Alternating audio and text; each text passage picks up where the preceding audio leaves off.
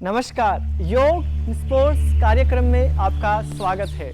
योग in sports कार्यक्रम खिलाड़ियों के लिए विशेषतः योग के कुछ ऐसे विशेष अभ्यास लेकर आया है जिन्हें करके खिलाड़ी पूरी तरह से स्वस्थ रह सकता है। और आज का हमारा जो विशेष और बहुत ही उपयोगी व सरल अभ्यास है वह है एक पाद अंगुष्ठ आसन। इस आसन को करने से हमारी पैर की पिंडलियाँ, पैर के पंजे, टखने, घुटने और हमारी जंघें बहुत स्वस्थ होती है। और जो पैरों का उपयोग करते हैं जैसे कि लॉन्ग जंप है, हाई जंप है, एथलीट्स हैं, फुटबॉलर्स हैं, बैडमिंटन, हॉकी, क्रिकेट या स्क्वैश है, इन सभी खेलों में पैरों का बहुत उपयोग होता है। और खिलाड़ी जो इन खेलों को खेलते हैं इसका अभ्यास करेंगे, वो पूरी तरह से अपने पैरों को देखेंगे कि वो स्वस्थ पा रहे हैं। तो आइए इस अभ्यास को कैसे करते हैं इसको हम अब सीखते हैं। इसके लिए हम जमीन पर दंडासन की स्थिति में बैठ जाएंगे, पैरों को इस तरह से सीधा करके। ये थोड़ा सा अभ्यास की इसमें ज़रूरत होती है, तो इसके लिए हम पहले क्या करते हैं, इसको आसान तरीके से करते हैं। और जब हम सीख जाते हैं कि बैलेंस पूरा कैसे होता है तो फिर हम इसकी पूर्ण स्थिति में आते हैं। इसके लिए हम दोनों पैरों को इस तरह से मोड़ेंगे और यहाँ बैठ जाएंगे। और कोशिश करें कि बस इस तरह से आप बैठें, पैर के पंजों के ऊपर। पूरा हमारा शरीर का वजन हमारे पैर के पंजों पे रखेंगे यहाँ पर, और यहाँ चाहे आप हाथ रख सकते हैं। आप देख रहे हैं कि पूरी ताकत मेरे पैर के पंजों पर आ रही है शरीर की। मेरे टखने, मेरे घुटने, मेरी पिंडलियाँ काफ़ी इससे प्रभावित हो रही है।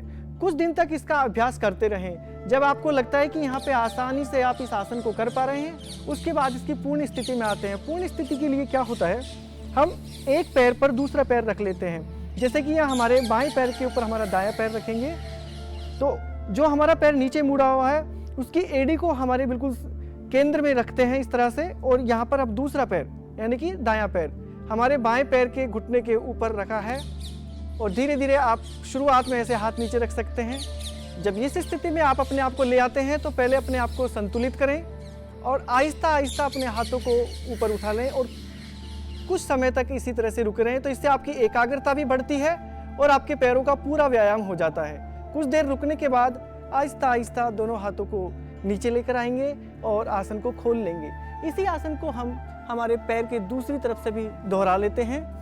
तो हमने देखा कि इस आसन को करने से मुख्यतः मेरे पैर के पंजों का व्यायाम हो रहा था। जो पैर के पंजे होते हैं, कई बार क्या होता है खिलाड़ी को जो माइनर इंजरीज होती है, जैसे कि अंगूठे की इंजरी हो गई या छोटी उंगलियां हैं इनकी इंजरी हो जाती है और इसके कारण उनको खेल से बाहर रहना पड़ता है। लेकिन इस आसन को करने से हमारी जो छोटे छोटे जो जॉइंट्स होते हैं उनको ताकत मिलती है, वो मजबूत होते हैं, जैसे कि टखना हो गया या हमारे पंजे हो गए। तो इस आसन को आप करेंगे तो आपको कोई भी ऐसी समस्या नहीं आएगी और आप अपने खेल पर ज़्यादा से ज़्यादा केंद्रित रह सकेंगे। तो आप इस आसन को ज़रूर से ज़रूर अपने रूटीन में डालें और आप स्वस्थ रहें, खेलते रहें। खिलाड़ियों के लिए आज का हमारा योग मंत्र है उनके आहार को लेकर।